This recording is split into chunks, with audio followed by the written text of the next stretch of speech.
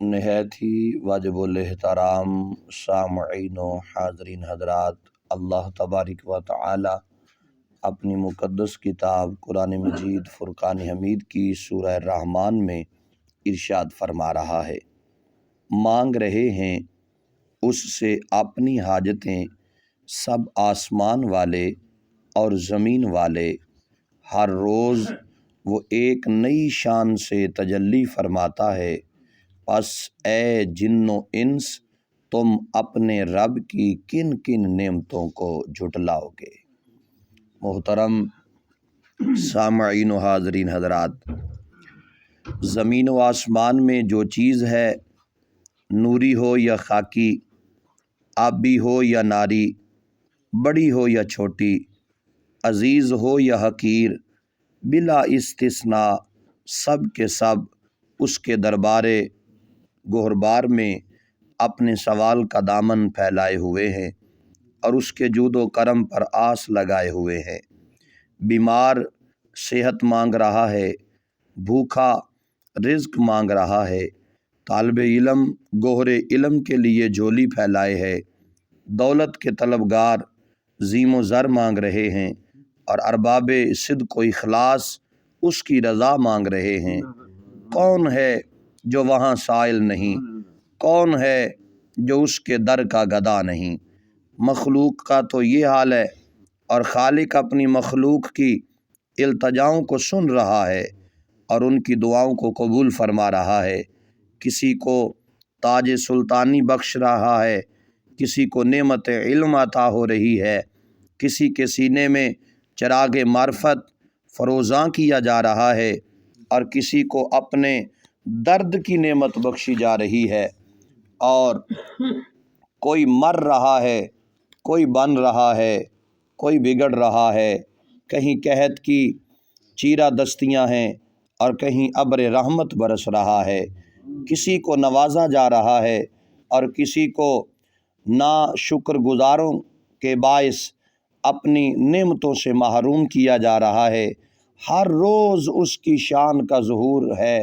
علامہ قرطبی لکھتے ہیں، کسی بادشاہ نے اپنے وزیر سے اس آیت کا مفہوم پوچھ لیا۔ بادشاہ تھا کوئی، تو اس بادشاہ نے اپنے وزیر سے اسی آیت مبارکہ کا مفہوم پوچھ لیا، تو وزیر نہ بتا سکا اور کل تک کی مہلت طلب کر لی، اور بڑا افسردہ ہو کر یوں سمجھیے کہ مردہ کیفیت میں وہ گھر کی طرف مڑا۔ اس کا ایک سیاہ فام غلام تھا۔ اس نے پوچھا، میرے آقا آپ پریشان کیوں ہیں؟ اس نے پریشانی کی وجہ بتائی۔ غلام نے کہا، آپ مجھے سلطان کے پاس لے چلیں، میں اسے اس آیت کا مفہوم بتا دوں گا۔ ایک بادشاہ تھا، ذہن نشین فرما لیں، ایک بادشاہ تھا، اس بادشاہ کا وزیر تھا۔ جب بادشاہ نے یہ آیہ مبارکہ پڑھی جو آج ہم نے تلاوت کی ہے، تو اس کا مفہوم بادشاہ نے وزیر سے پوچھا۔ وزیر کافی دیر سوچتا رہا لیکن وہ کوئی معقول جواب نہ دے سکا، تو اس نے ایک دن کا ٹائم لے لیا اور افسردہ ہو کر پریشان ہو کر وہ گھر کی طرف واپس پلٹا۔ جب گھر آیا تو اس کے گھر میں اس کا سیاہ فام غلام تھا، یعنی رنگ کا وہ کالا تھا اور وہ اس وزیر کا غلام تھا۔ اس غلام نے دیکھا کہ وزیر کا چہرہ جو ہے وہ اترا ہوا ہے، افسردہ سا چہرہ ہے، پریشانی کا عالم ہے۔ اس نے پوچھا، اے آقا آپ کی یہ پریشانی کیوں ہے؟ تو اس نے کہا کہ یہ معاملہ ہے۔ تو غلام کہنے لگا، آپ پریشان نہ ہو، آپ مجھے لے چلیں بادشاہ کے پاس، میں اسے اس بات کا جواب دے دیتا ہوں۔ وہ غلام جب سلطان کے سامنے پیش کیا گیا تو وہ گویا ہوا، کہنے لگا، یعنی اے بادشاہ، اللہ تعالیٰ کی شان یہ ہے کہ وہ رات کو دن میں اور دن کو رات میں داخل کرتا ہے، اور زندہ کو مردہ سے اور مردہ کو زندہ سے نکالتا ہے۔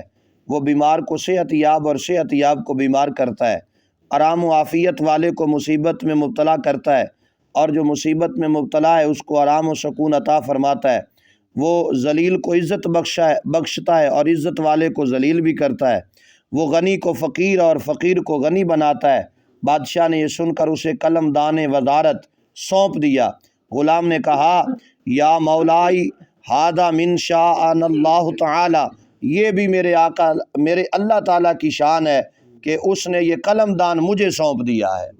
فرمایا یہ بھی میرے رب کی شان ہے۔ عبداللہ ابن طاہر نے حسین ابن فضل کو بلایا اور کہا جب یہ بات صحیح ہے کہ یہ جو کچھ ہو رہا ہے کہ قیامت تک جو کچھ وقوع پذیر ہونے والا ہے وہ لکھا جا چکا ہے اور قلم اب خشک ہو چکا ہے، یعنی اب مزید کچھ نہیں لکھا جائے گا، تو پھر اس آیت کا کیا مطلب ہے؟ کلو یومن ہوا فی شان۔ حسین نے برہستہ ہو کر جواب دیا اور کہنے لگا یعنی شان سے مراد ازل میں طے شدہ فیصلوں کا اظہار اور نفاذ ہے، نہ کہ نئے فیصلوں کا آغاز۔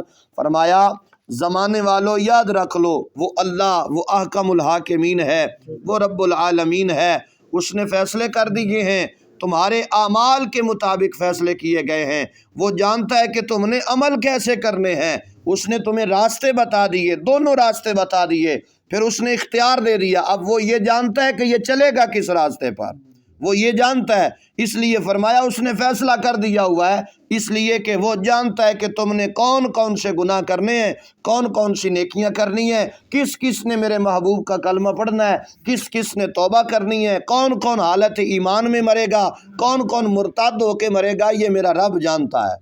فرمایا اس کے لیے ان فیصلوں کو بدلنے کی ضرورت نہیں ہے، اس لیے کہ وہ جانتا ہے کہ یہ کریں گے کیا، اور جو تم نے کرنا ہے فرمایا تمہارا خدا وہ ہے جو تم نے کرنا ہے وہ اسے بھی جاننے والا ہے۔ تو دوستان ذی وقار، دعا ہے رب العالمین خالق کائنات کی بارگاہ حریم ناز میں خالق کائنات ہم سب کی حاضری کو اپنی بارگاہ عالیہ میں قبول و منظور فرمائے، آمین۔ وآخر دعوانا ان الحمد للہ رب العالمین۔ بسم اللہ الرحمن الرحیم۔